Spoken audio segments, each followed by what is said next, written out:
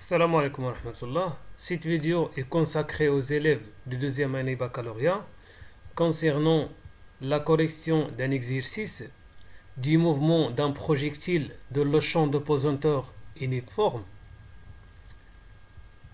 Baccalauréat 2016. Les mouvements du solide dépendent du type de forces qui leur sont appliquées et de conditions initiales. L'étude de ces mouvements permet de suivre l'évolution temporelle de certaines grandeurs physiques qui les caractérisent. Le but de cet exercice est l'étude du mouvement de centre d'inertie G d'un solide dans le champ de pesanteur uniforme. Un champ de pesanteur est uniforme lorsque l'intensité de champ de pesanteur est constante.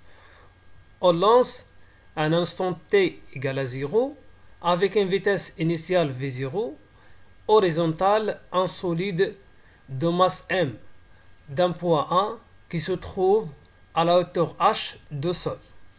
Le solide S tombe sur le sol au point d'impact I. Voilà le point A à une coordonnée suivant x égale à 0 et à une coordonnée suivant y est égal à h. Le point I à une coordonnée suivant y égale à 0 et à une coordonnée suivant x égale à xp, autrement dit la portée. Le référentiel choisi dans ce cas est un référentiel galiléen. Les données de cet exercice: tous les frottements sont négligeables, l'accélération de la pesanteur et la hauteur h. La première question, en appliquant la deuxième loi de Newton, établir l'expression de l'équation horaire x de t et l'expression de l'équation horaire y de t du mouvement de centre d'inertie G. On déduire l'expression littérale de l'équation de la trajectoire du mouvement du centre d'inertie G. Calculer la valeur de TI, l'instant d'arrivée de solide S au sol OI. On lance de nouveau à un instant t0 égale à 0 secondes le solide de point A avec une vitesse initiale v'0 est égale à 3 v0. Recopier sur votre copier le numéro de la question et écrire la lettre correspondante à la seule proposition vraie. Voilà la proposition A, la proposition B, la proposition C et la proposition D. On commence par la question 1. Par application de la deuxième loi de Newton, établir les expressions littérales des équations horaires x de t et y de t du mouvement du centre d'inertie.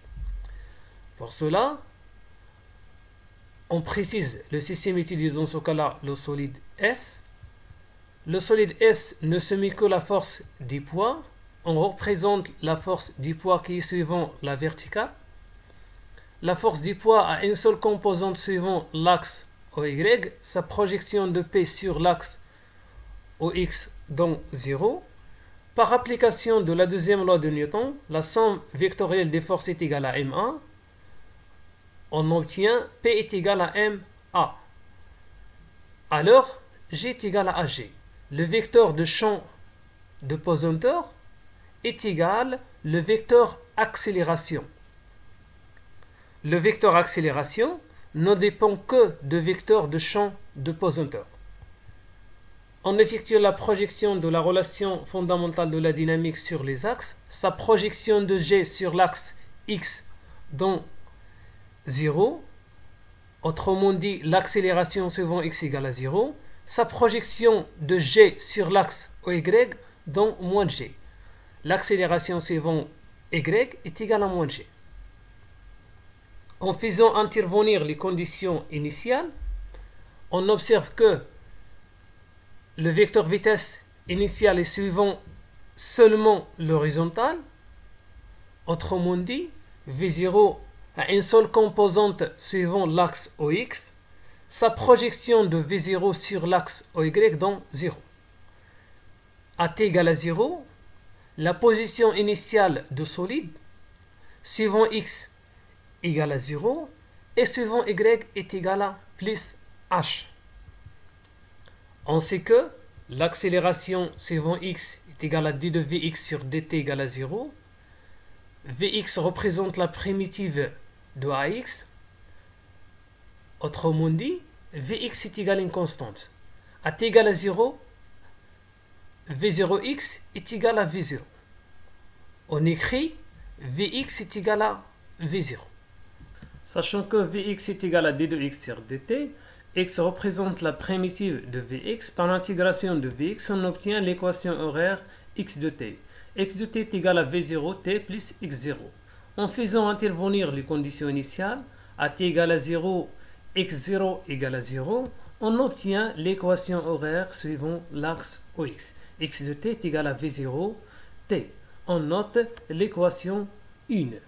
Et suivant l'axe Y, on a y est égal à d de vy sur dt est égal à moins g. Par intégration de ay, on obtient l'équation horaire vy de t. Vy de t est égal à moins gt plus une constante. À t égale à 0, v0y égale à 0. Autrement dit, vy de t est égal à moins g fois t. On sait que vy est égal à d de y sur dt. Par intégration de vy, on obtient l'équation horaire suivant l'axe oy. Y de t est égal à moins 1 sur 2 gt au carré plus y0. À t égale à 0, y0 est égal à h. On remplace y0 par h, on obtient y de t est égal à moins 1 sur 2 gt au carré plus h. On note l'équation numéro 2. Voilà les équations horaires du mouvement suivant l'axe x et suivant l'axe y. On passe à la question numéro 2, déduire l'expression littérale de l'équation de la trajectoire. Pour déterminer l'équation de la trajectoire, on intéresse aux équations horaires du mouvement. Autrement dit, x de t et y de t. Et on cherche à déterminer l'expression de y en fonction de x. Pour cela, il faut éliminer le temps. Je prends l'équation 1. On a x de t est égal à v0t. On obtient t est égal à x sur v0. On remplace t dans l'équation y de t. On obtient y de x est égal à moins g x au carré divisé par 2 v0 au carré plus h représente l'équation de la trajectoire. D'une façon générale, l'équation de la trajectoire, c'est la fonction qui est reliée y avec x. Dans ce cas-là, l'équation de la trajectoire est une équation d'une parabole orientée vers le bas. On passe à la question numéro 3. Calculer la valeur de TI, l'instant d'arrivée de solide S au sol en I. Voilà les coordonnées de point I. OP représente la portée et 0 représente les coordonnées de I suivant l'axe Y. On intéresse dans ce cas-là à l'équation horaire suivant l'axe OY. Y de t est égal à moins g t au carré sur 2v0 au carré plus h. À l'instant ti, y de ti égale à 0. Donc on obtient moins 1 sur 2 gti au carré plus h égale à 0.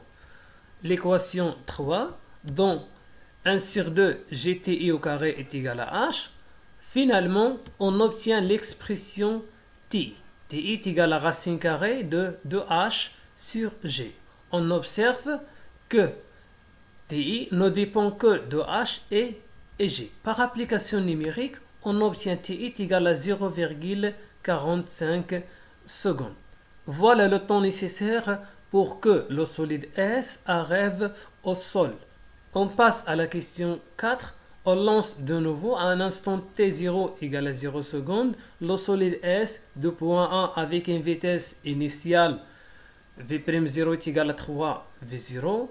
On garde la même direction et le même sens de vecteur vitesse initiale.